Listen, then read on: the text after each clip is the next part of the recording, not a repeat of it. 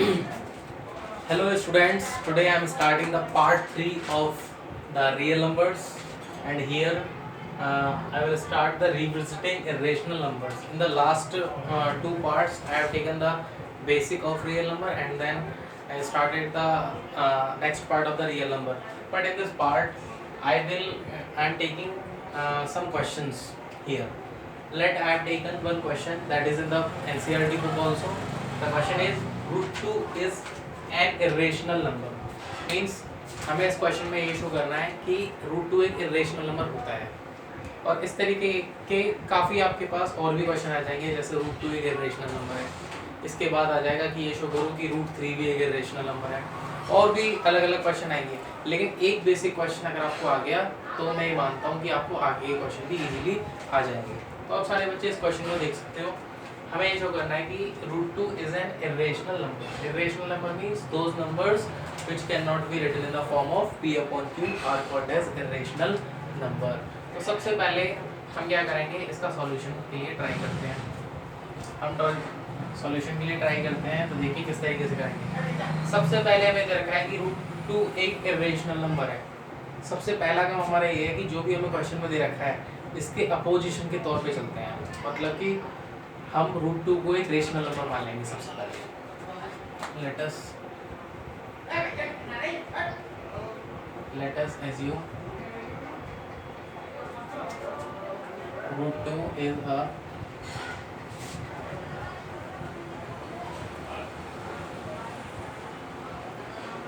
let us assume √2 is a rational number, कि √2 एक rational number है।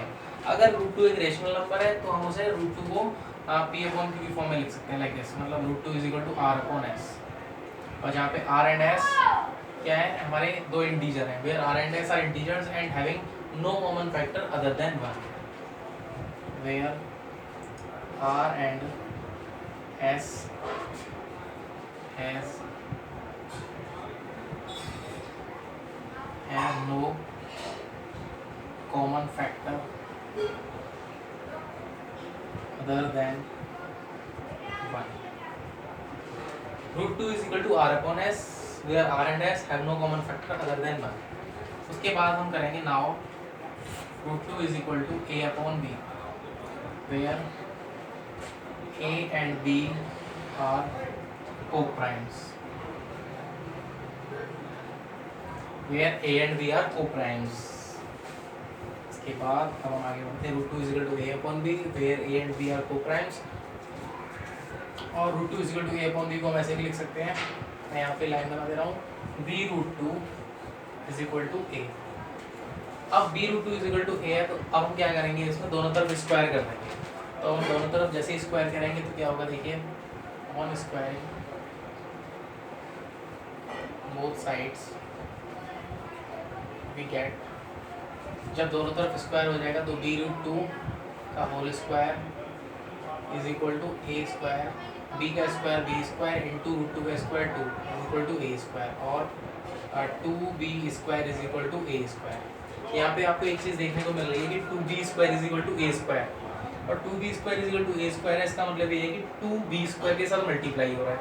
अगर आप 2 को उधर लेके जाओगे तो आप ये देखते हो कि 2 डिनोमिनेटर में आएगा, वहाँ पे डिनोमिनेटर का मतलब है कि वो डिवाइड होगा यहाँ पे। अगर 2a स्क्वायर को डिवाइड कर रहा है तो 2a को भी डिवाइड करेगा। ये थ्योरम आपको पढ़ लेनी है, आपकी बुक में भी है और आप यहाँ पे भी समझ सकते हो। If 2 divides a square then 2 divides a। अगर 2 a स्क्वायर को डिवाइड कर रहा है तो 2 a को भी डिवाइड करेगा। अगर 2 a को डिवाइड करेगा, अगर 2 a को डिवाइड करेगा, जैसे देखिए ये हो गई हमारी फर्स्ट इक्वेशन। अब सेकंड के लिए आगे बढ़ते हैं। 2 अगर a को डिवाइड कर रहा है, जैसे मतलब 2 से a को डिवाइड किया हमने, तो हमारा कुछ ना कुछ कोशिएंट आएगा, जो कोशिएंट आएगा उसका नाम रख दिया हमने c, तो ये हो जाएगा हमारा 2c is equal to a। Again on squaring both sides, जब हम दोनों तरफ फिर से स्क्वायर करेंगे, देखो मैं ऐसे यहाँ से रफ कर दे रहा हूँ,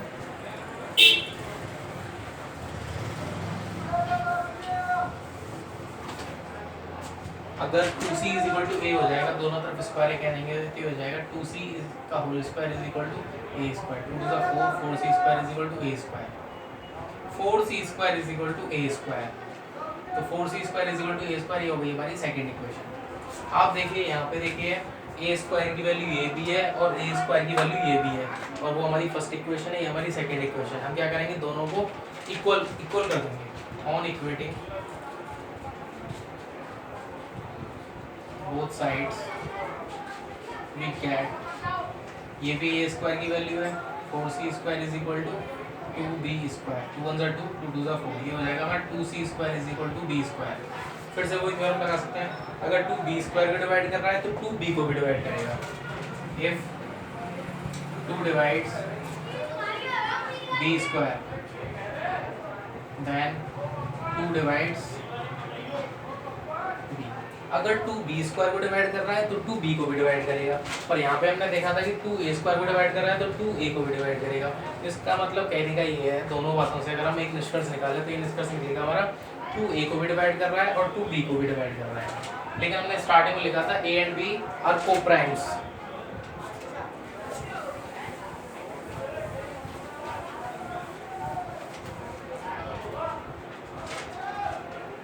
टू ए को भी डिवाइड कर रहा है, 2b को भी डिवाइड कर रहा है। It means 2 is a common factor between a and b, मतलब a and b 2 is a common factor, 2 is a common factor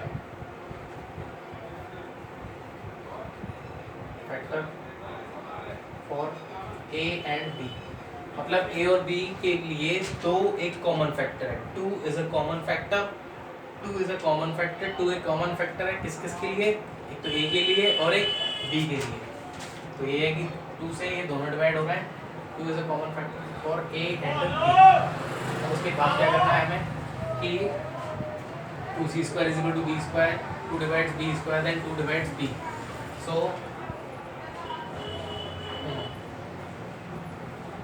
2 is a common factor between a and b.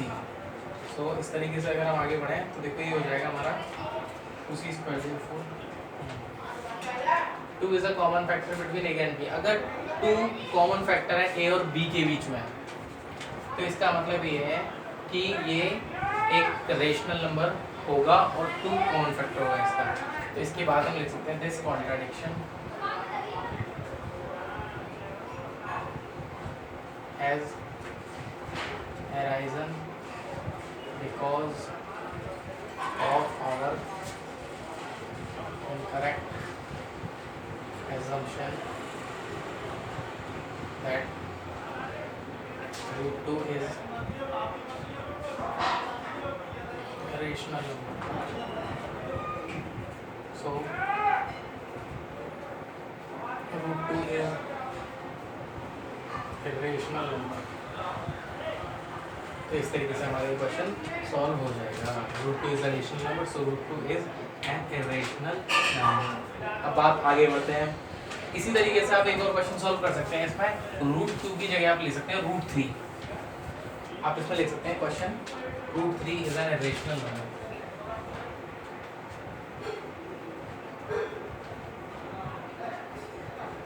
आप इसे question को एक बार अपनी book में लिख के बिल्कुल इसी की तरह आप चाहे तो किसी भी एग्जाम्पल की हेल्प ले सकते हैं और हेल्प लेकर आप इस क्वेश्चन को सॉल्व कर सकते हैं। इसके बाद मैं एक और क्वेश्चन लेना चाहूँगा आपके लिए। 2 क्वेश्चन हो जाएंगे तो आपको समझने में इजी होगा। अब की बार मैं क्वेश्चन लिख रहा हूँ यहाँ पे 5 minus root 3 is an irrational number. आपको शो करना है कि 5 माइनस रूट 3 एक इरेशनल नंबर है। तो वही काम करना है। देखिए थोड़ा सा मैं समझा चुका हूँ आपको, आप वही काम करोगे। Let us assume 5 minus root 3 is a rational number. Let us assume, हम assume करेंगे कि 5 minus root 3 एक rational number है। अगर 5 minus root 3 एक rational number है तो 5 minus root 3 is equal to हो जाएगा a upon b। और जहाँ पे a और b क्या है, where a and b are co-primes, जहाँ पे a और b हमारे co-prime numbers होंगे। को प्राइम्स, तो देखिए इसमें क्या करेंगे 5 minus a upon b is equal to root 3। 5 minus a upon b, a upon b इधर आके हो जाएगा माइनस ए अपॉन बी और माइनस रूट 3 उधर जाके हो जाएगा रूट 3। इसके बाद 5 minus a upon b is equal to root 3।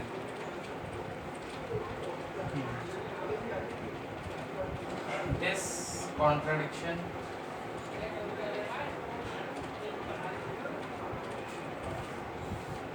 five minus a upon b, 5 minus a upon b is a rational number। 5 minus a upon b जहाँ पे rational number है, क्योंकि 5 minus a upon b हो जाएगा 5b minus a upon b। After solution ये इसमें convert हो जाएगा 5b minus a upon b, जो कि एक रेशनल नंबर है। 5 minus a upon b is a rational number, so root 3 is also a rational number। ये इसके बराबर है, अगर ये रेशनल होगा तो ये भी रेशनल होगा, लेकिन ऐसा नहीं होता, रूट 3 एक रेशनल नंबर नहीं होता है। तो हम यहाँ पे लिख सकते हैं this contradiction has arisen because of our incorrect assumption that root 3 is rational, so root 3 is irrational। Okay, आप इस तरीके से सॉल्व कर सकते हो। ओके बच्चों, अगली क्लास में आगे का टॉपिक लेंगे। आज की क्लास यहीं पे फिनिश करें।